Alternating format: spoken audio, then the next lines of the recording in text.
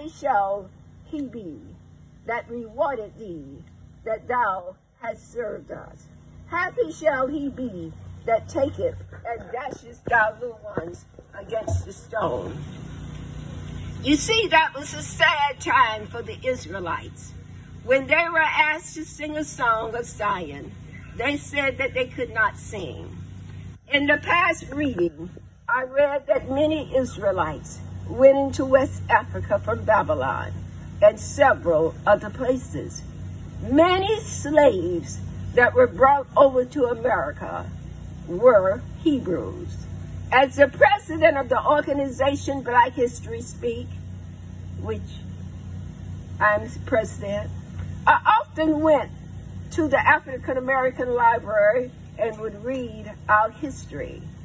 To my surprise, I read a book that the author showed pictures of slave owners asking to buy Hebrew slaves because they said they were better workers.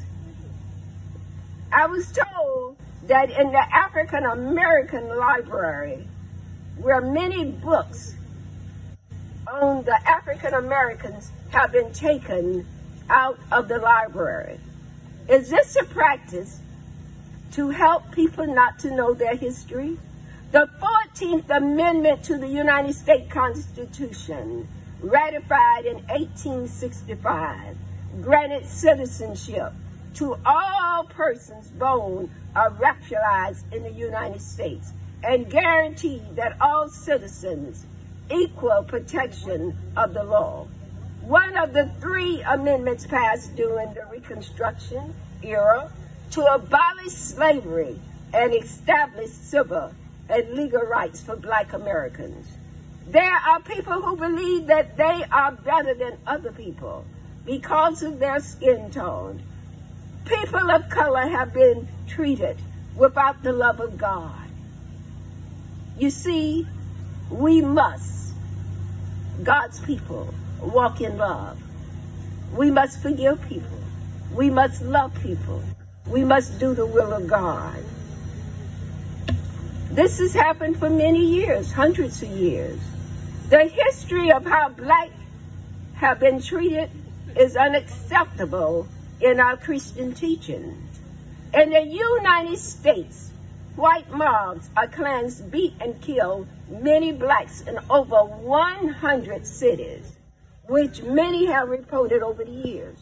50 racial charges incidents, 1862 to 1923. And when people of color lost property or economic wealth, we often hear Wall Street in Tulsa, Oklahoma, where Blacks were standing tall for equality in America, where hundreds of Blacks were destroyed and their wealth of many great businesses were burned down. We hear of Florida Rosewood massacre, where most of the people in the city were killed.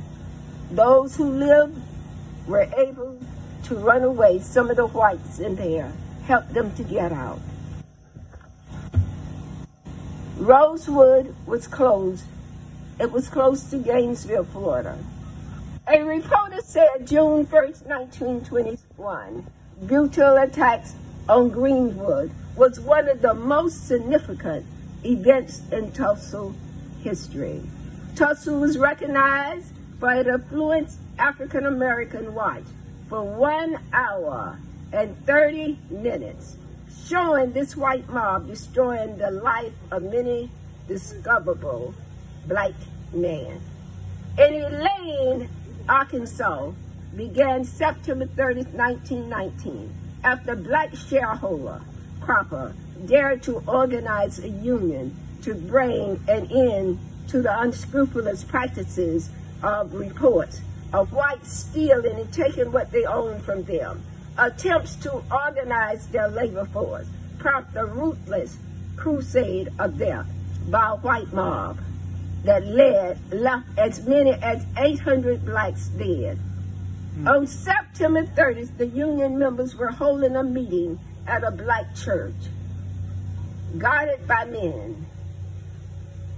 Outside, when 2 white men drove by and shots were fired. A white man was killed. Rumors of a black uprising spread quickly. The city filled with hundreds of white men with guns. The local sheriff led a white group of their men that burned houses and schools and shot blacks, people at random. I can remember where many blacks once owned their own businesses, apartments, and their homes. Black youth would knock on your doors and ask, "Do you have any work for me?" If you hired them, they would do a great job. During those times, there were black taxi companies, bus lines, apartments, houses, grocery stores, and other businesses. Because of the drugs brought into our community all over the country, too many of our black businessmen were killed